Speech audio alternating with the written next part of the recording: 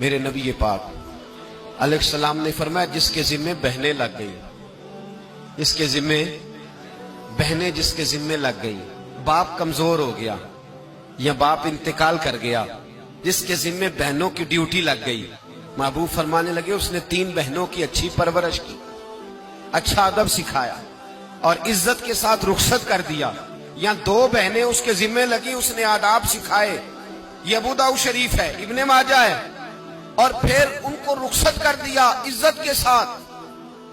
پھر ایک مقام پہ فرمایا چلو ایک بہن ہی اس کے ذمے لگی تھی، اس نے ادب سکھائے، آداب سکھائے، عزت سے رخصت کیا، حضور کیا ملے گا؟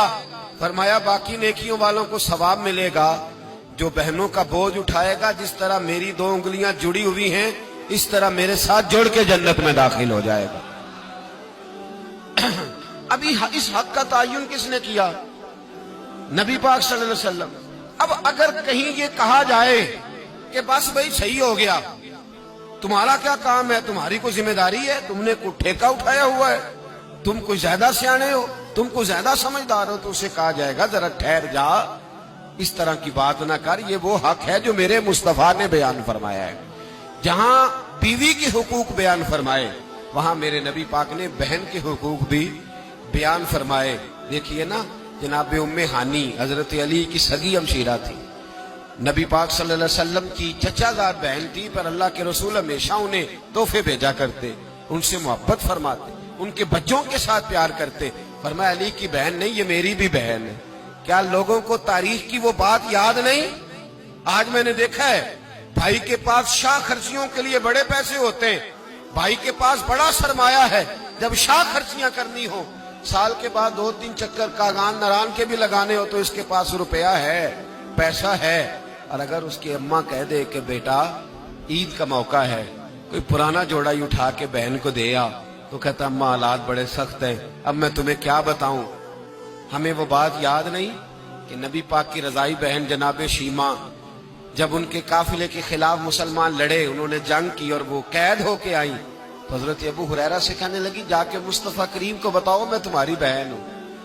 حضرت ابو ہریرہ کہتے ہیں میں بی بی کا پرانا دوپٹہ دیکھتا، اس کی کیفیات دیکھتا، پھر جملے دیکھتا، مجھے سمجھ نہ آتی، تو میں نے جا کے حضور سے کہا کوئی شیمہ نام کی بی بی ہے، تو کہتے ہیں ابھی میں نے جملے بھی پورے ادا نہیں کیے، نبی پاک ممبر سے اٹھ کے کھڑے ہو گئے اور رسول پاک کی چادر مبارک ممبر پہ رہ گئی، محبوب اٹھ کے گئے اور پھر جناب شیمہ کو گھر لے گئے اور پھر فرمایا عائشہ کو بلاؤ، فاطمہ کو بلاؤ، سودا رفسہ کو بلاؤ، ان سب سے کہو آؤ دیکھو میری بہن میرے گھر میں آئی۔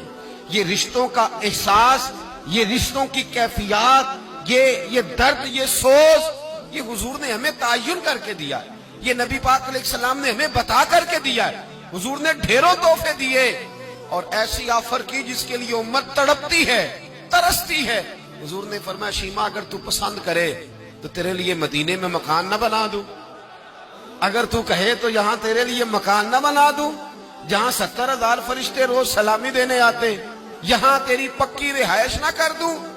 عرض کی یا رسول اللہ میرے خاوند کا گھر، میرے بچوں کا گھر، جہاں میں بیاہی گئی، جن کے حقوق آپ نے بیان فرمائے، میں وہاں جانا چاہتی ہوں۔ حضور نے ڈھیروں تحفے دے کے رخصت کیا۔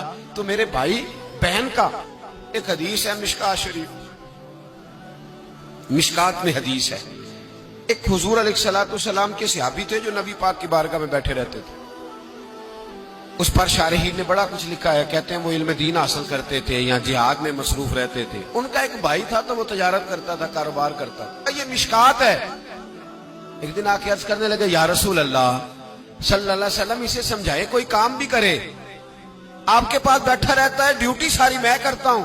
تو محبوب فرمانے لگے خاموش ہو جا، ہو سکتا ہے رب کریم جو تجھے رزق دے رہا ہے وہ بھی اس کی برکت سے عطا فرما رہا ہے، اس کے نصیب کا اللہ تجھے دے رہا ہے، ہو سکتا ہے اس کے توسل سے، پتہ نہیں اللہ کس کی وجہ سے دے رہا ہے، کس کے حصے کا تیرے گھر بھیج دیتا ہے۔ امام حسن رضی اللہ تعالیٰ عنہ جب کسی شخص کو کچھ دینے جایا کرتے تھے تو فرماتے تھے بھائی یہ نصیب تیرا تھا، اللہ نے میرے گھر بھیج کے میری ڈیوٹی لگائی تھی کہ میں تجھ تک پہنچا دوں، میں نہیں لے کے آیا، نصیب تیرا ہی تھا، میرے ذمے لگا تھا کہ چلو میں بھیج دوں۔ تو یاد رکھیے گا اگر کچھ جگہوں پہ ہمیں حقوق ادا کرنے پڑتے ہیں किसी मालदार भाई को किसी गरीब का ख्याल रखना पड़ ही जाता है, तो मेहरबानी करे वो ख्याल करे। मैंने एक अमीर भाई से एक दफा कहा कि तेरे गरीब भाई की बच्चियां बड़ी हो गई हैं, तेरे बच्चे हैं, रिश्ता ले लो, रिश्ता ले लो। तो कहने लगा नहीं, वो जब शादी करेगा तो मैं तावन करूंगा। तो मैंने कहा तू क्या तावन करेगा, क्या मतलब है तेरा? तू भाई की मोहब्बत को पैसों में तोल रहा है, सोचा ही नहीं तूने। वो उसी बाप की सुल्ब से जिससे तू है, उसी माँ का दूध पिया है जिसका तूने पिया है।